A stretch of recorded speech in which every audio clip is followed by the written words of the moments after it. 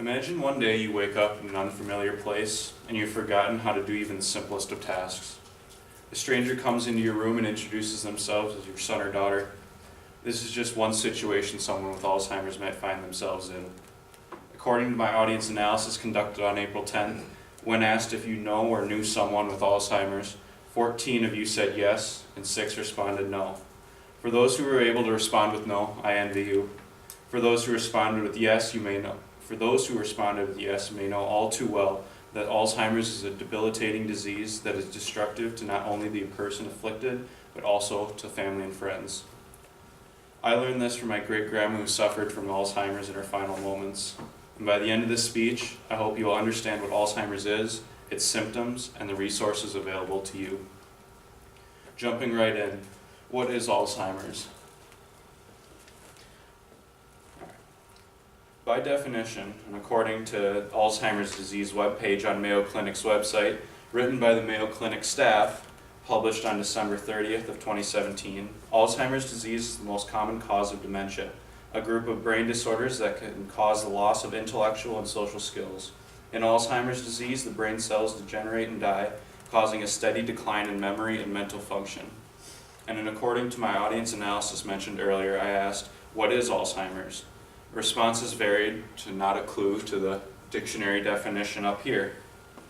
And nextly, there are 2 theories as to the causes of Alzheimer's. First being plaques, otherwise known as the amyloid plaques there. And according to the article, scientists reveal how beta amyloid may cause Alzheimer's, published on Stanford Medicine's News Center on September 19th of 2013.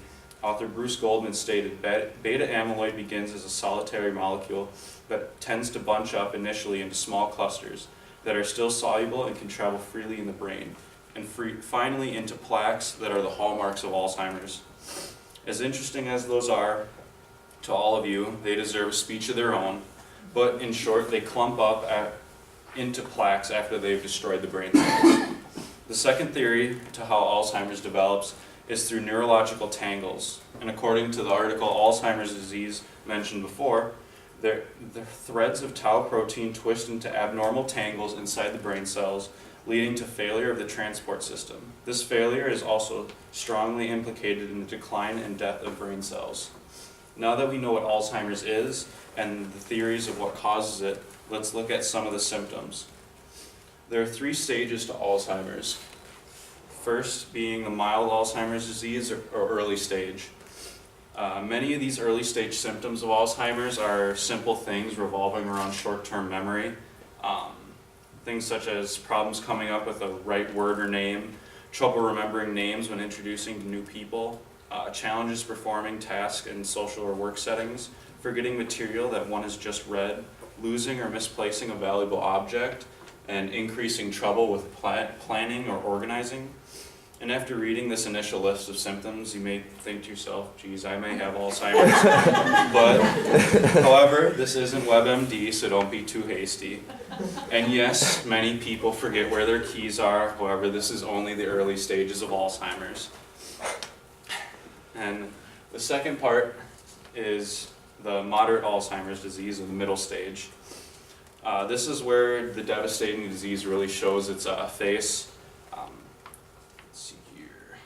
We start to see the typical symptoms that you might think of when you picture Alzheimer's.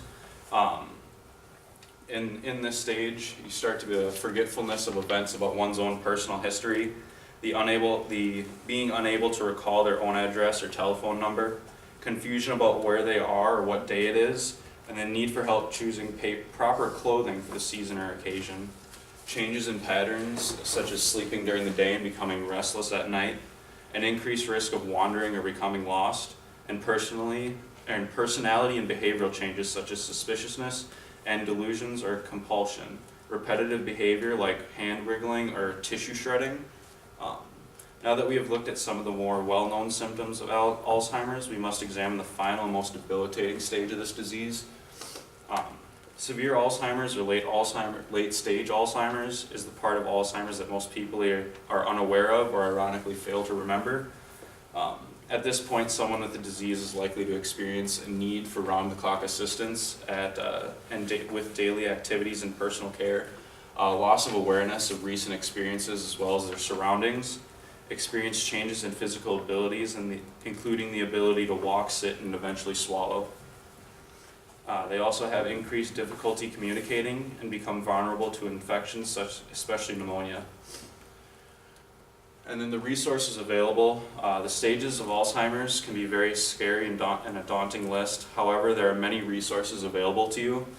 Thankfully, Alzheimers.org or ALS.org has a toll-free 24/7 helpline that can help you deal with the symptoms of Alzheimer's and help you cope with it. And in conclusion, Alzheimer's is a debilitating disease that is destructive to not only the person afflicted, but their family and friends. We have examined what Alzheimer's is, its symptoms, and the resources available to you.